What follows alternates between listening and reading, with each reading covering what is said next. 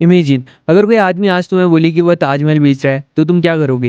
हंसोगे, ignore करोगे या उसे पागल समझोगे? लेकिन 1925 में एक आदमी ने दुनिया की सबसे फेमस मॉन्यूमेंट एफिल टावर को बेच दिया और शॉकिंग बात, उसने ये काम एक बार नहीं 2 बार करने की कोशिश की। यह स्टोरी है दुनिया की सबसे खतरनाक कॉन आर्टिस्ट विक्टर लस्टिंग की। Who was Victor Lustig? Victor Lustig का जन्म जनवरी 4, 1890 में यूरोप के एक छोटे से एरिया में आज के चेक रिपब्लिक में हुआ था। कुछ रिपोर्ट्स के मुताबिक वह एक middle class German speaking family में बड़ा हुआ था। कुछ रिकॉर्ड्स की माने तो उसने तकरीबन 45 या उससे ज़्यादा बार अपनी आइडेंटिटी बदली थी। वह एक साधारण इंसान नहीं था, वह एक मास्टर मैनिपुलेटर था। 5 लैंग्वेजेस बोल लेता था, इंग्लिश, फ्रेंच, जर्मन, इटालियन और चेक। स्टाइलिश पर्सनैलिटी और सबसे डेंजरस स्किल, लोगों का भरोसा जीत लेना। उसके पास एक रूल था, लोग हमेशा वही मान लेते हैं जो वह सुनना चाहते हैं, और इसी स्किल के दम पर उसने दुनिया के सबसे बड़े बड़े स्कैम्स किए। सूट बूट, कॉन्फिडेंट टोन और आंखों में वो ट्रस्ट जिसे देखकर लोग कहते हैं ये आदमी झूठ बोल ही नहीं सकता। लेकिन रियलिटी वह दुनिया की सबसे बड़े फ्रॉड्स में से एक बनने वाला था। आइडिया का जन्म 1925 पेरिस। विक्टर लस्टिंग एक न्यूज़पेपर पढ़ रहा था और उसमें लिखा था एफिल टावर को मेंटेन करना बहुत महंगा हो रहा है, लोग इसे तोड़ने की बात कर रहे हैं। यहीं से एक डेंजरस आइडिया पैदा हुआ, why not sell the Eiffel tower. सुनने में क्रेजी लगता है ना, लेकिन लस्टिंग के लिए यह एक अपॉर्चुनिटी थी।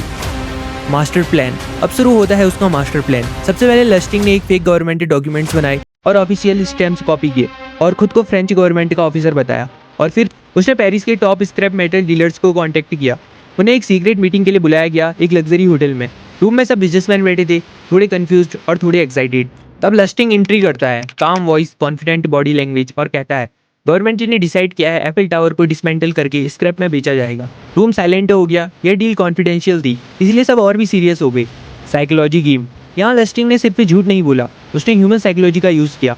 रेयर अपॉर्चुनिटी क्रिएट की, सीक्रेसी का प्रेशर डाला, अथॉरिटी का इल्यूजन बनाया। सबको लगा ये लाइफ चेंजिंग डील है, लेकिन एक आदमी सबसे ज़्यादा भूखा था, दी परफेक्ट विक्टिम। उसका नाम था आंद्रे पॉइजन। वो उतना बड़ा बिजनेसमैन नहीं था और उसे लगता था ये डील उसकी लाइफ बदल देगी। लस्टिंग ने उसकी वीकनेस पकड़ ली और आंद्रे को प्राइवेट मीटिंग के लिए बुलाया और बोला सिस्टम करप्ट है, अगर तुम थोड़ा एक्स्ट्रा दोगे तो मैं इंश्योर करूंगा कॉन्ट्रैक्ट तुम्हें ही मिले। यह एक रिश्वत थी और आंद्रे इस ट्रैप में फंस गया था। द बिग पेडे। आंद्रे पॉइजन ने huge amount of money approx 70,000 Francis, जो आज के टाइम में लैक्स ऑफ डॉलर से हैं, लस्टिंग को दे दिए और ऑफिशियली डील कंप्लीट होगी।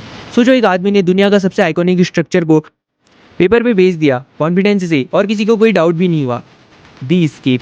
पैसे मिलते ही विक्टर लस्टिंग पेरिस से सीधा ऑस्ट्रिया भाग गया। अब यहाँ सबसे इंटरेस्टिंग पार्ट, आंद्रे ने पुलिस कंप्लेंट नहीं की। क्यों? क्योंकि उसे शर्म आ रही थी, वो इतने बड़े स्कैम का शिकार हो गया और लस्टिंग का प्लान सक्सेसफुल हो गया।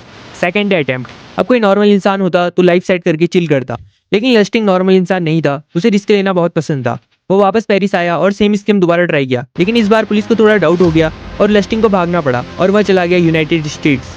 Letter life and end. America में भी आने के बाद उसने स्कैम्स कंटिन्यू किए।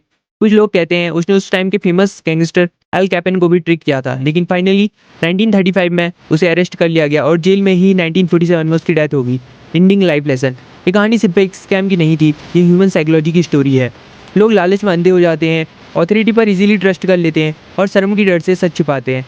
विक्टर लस्टिंग ने कुछ नया नहीं किया, उसने बस इंसान की वीकनेस का यूज़ किया और शायद इसलिए वह दुनिया का सबसे खतरनाक कॉन आर्टिस्ट बना। अगर आपको ये स्टोरी इंटरेस्टिंग लगी तो सोचो आज के डिजिटल वर्ल्ड में कितने विक्टर लस्टिंग हो सकते हैं। Stay aware, stay smart.